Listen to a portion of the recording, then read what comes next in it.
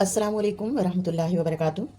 आज मैं आपके लिए ये कमीज़ के मोढ़े जो हम यहाँ से शोल्डर फ्रंट का आधा इंच कम काटते हैं, उसकी क्या वजह होती है और उसको फिर आइस्तीन के साथ किस तरीके से एडजस्ट करते हैं, ये तमाम बातें, ये तमाम जितने भी प्रॉब्लम्स हैं आइस्तीन और शोल्डर से रिलेटेड, ये सारे आज आपको इस वीडियो के अंदर मैं बताऊँगी। तो ये देखें, मैंने ये कमीज़ कटिंग करके रखी हुई है। ये इसका फ्रंट पार्ट है और ये फ्रंट पार्ट आप देख सकते हैं, यहाँ पर ये आधा इंच बैक के मुकाबले में छोटा काटा हुआ है मैंने।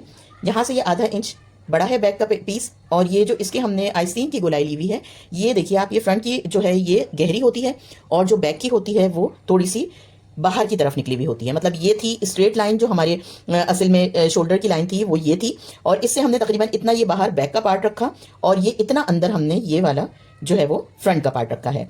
अब कुछ बहनों के मसाइल ये थे कि हम जो ये यहाँ से शोल्डर को, बैक पार्ट को आधा इंच बड़ा रखते हैं, तो जब हम सिलाई कर रहे होते हैं तो क्या ये बड़ा नहीं हो जाता, या आइस्तीन को जब हम ज्वाइन करते हैं तो आइस्तीन का ये वाला पार्ट बड़ा हो जाता है और ये वाला पार्ट छोटा हो जाता है, तो आइस्तीन को किस तरीके से एडजस्ट किया जाए। ये तमाम जो बातें हैं वो मैं आपको इस वीडियो में बताती हूँ कि किस तरीके से जो है वो हम इसको एडजस्ट करेंगे और किस तरीके से स्लीव्स को हम फिर इसके अंदर लगाएंगे। तो इस वीडियो में आप मेरे साथ रहिएगा, मैं इंशाल्लाह आपको जो कुछ बताऊंगी उससे आपके तमाम तर मसाइल जो है वो हल हो जाएंगे और आइंदा आपको कभी भी आइस्तीन लगाने में कोई प्रॉब्लम नहीं होगी। तो सबसे पहले हम अपना फ्रंट का जो हमारा ये नेक लाइन बना हुआ है, ये इसके ऊपर आप देख रहे हैं एम्ब्रॉयडरी के साथ साथ ही बना हुआ है नेक लाइन। यही नेक लाइन मैं जो है वो तैयार कर लेती हूँ, फ्रंट का भी और ये बैक का भी, जितना भी हमें बैक का बनाना है। उसके बाद जब हम इसको शोल्डर को ज्वाइन करेंगे तो फिर मैं दोबारा आपसे मिलती हूँ। अभी यहाँ से देखें, हम ये शोल्डर को ज्वाइन करेंगे। शोल्डर ज्वाइन करने की वीडियो से पहले भी मैं आपके साथ शेयर कर चुकी हूँ। इसको ज्वाइन करने का तरीका ये होता है कि फ्रंट हमने ऊपर रखा हुआ है, बैक हमने नीचे रखी हुई है। अब हम इसको यहाँ तक सिलाई करते हुए लेकर आएंगे और जो ये हमारे बैक पार्ट में जितना भी फोल्डिंग मार्जिन है, इसको यहाँ से हम ऊपर की तरफ ले लेंगे, निकाल लेंगे और फिर फ्रंट को अंदर इसके एडजस्ट करते हुए इसको ऊपर लेकर आएंगे और यहाँ पर हम इस तरीके से हम सिलाई करेंगे। इस तरह से ये हो गई हमारी, अभी हमारा दूसरी साइड का शोल्डर है और ये हमारे फ्रंट का दूसरी साइड का पार्ट है। इसको भी इसी तरीके से इसके फोल्डिंग मार्जिन के अंदर हम रखेंगे, यहाँ पर ऐसे, और फोल्डिंग मार्जिन को ऊपर लाते हुए इसके साथ सिलाई करते हुए हम इस शोल्डर को इसके साथ साथ सिलेंगे।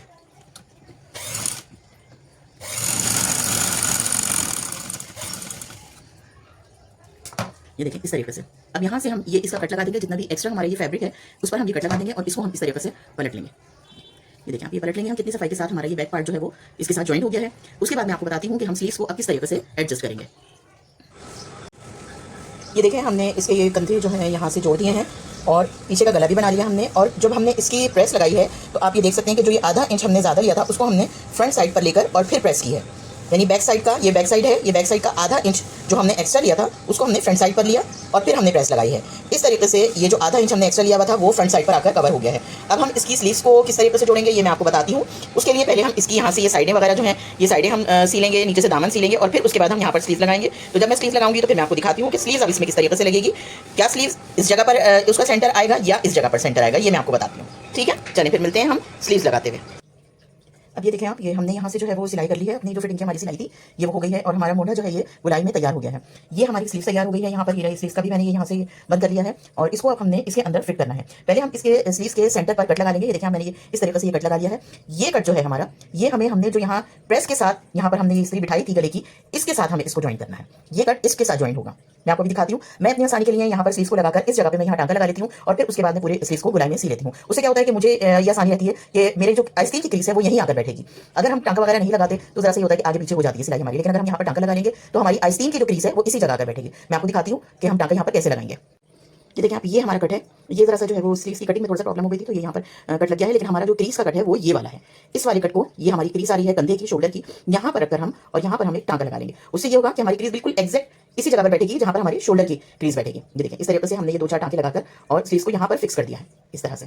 ये इस तरीके से करने में मुझे कम से कम ये आसानी रहती है, तो मुझे ये टेंशन नहीं होती कि स्लीव मेरी आगे पीछे हो जाएगी क्रीज के हवाले से। क्रीज इसकी वहीं बैठेगी आकर जहाँ पर शोल्डर की क्रीज बैठेगी। ये देखिए इस तरीके से मैंने 4-5 टांके लगाकर इसको यहाँ पर बिठा लिया। अब हम क्या करेंगे, इसको पूरी गोलाई में अपनी स्लीव्स को इस मोढ़े के साथ सीलेंगे। लेकिन हमें इस चीज़ का ध्यान रखना है कि हमारी जो आइस्तीन की सिलाई है ये हमारे फ्रंट पार्ट के साथ आधा इंच आगे की तरफ होगी। इस सिलाई को इस सिलाई के साथ नहीं मिलाना है, हमने इस सिलाई से आधा इंच फ्रंट पार्ट की तरफ रखना है। ये देखिए, हमारा फ्रंट पार्ट है, हमने इसको आधा इंच फ्रंट पार्ट के साथ रखना है। ये देखें आप, ये हमारी फिटिंग की सिलाई है, ये हमारी स्लीव्स की सिलाई है। इसको हमने फिटिंग की सिलाई से आधा इंच आगे की तरफ फ्रंट पार्ट की तरफ रखा है। बस यहाँ से अब हम सिलाई शुरू करेंगे और पूरी आइस्तीन हमारी बहुत आसानी के साथ सिलकर तैयार हो जाएगी। अब ये देखिए आप, ये मैं इसकी स्लीव लगाना शुरू कर रही हूँ। ये हमारी स्लीव है और ये हमारी शर्ट है। स्लीव्स की जो ये सिलाई का है, इसको हमने इस तरीके से टर्न किया।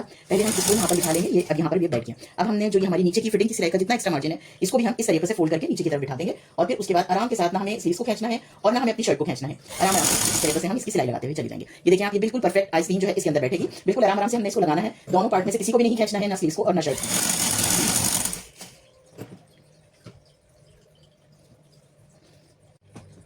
ये देखिए आप, यहाँ पर ये जो है वो स्लीव्स की सिलाई कंप्लीट हो गई है, इसका घेरा कंप्लीट हो गया है। लेकिन मैं हमेशा स्लीव्स की भी और साइड की फिटिंग की, शोल्डर की, ये सिलाई मैं डबल करती हूँ। तो एक सिलाई मैं और करूँगी इसके ऊपर, फिर मैं आपको दिखाती हूँ कि ये स्लीव्स किस तरीके से हमारी शोल्डर के साथ बैठेगी।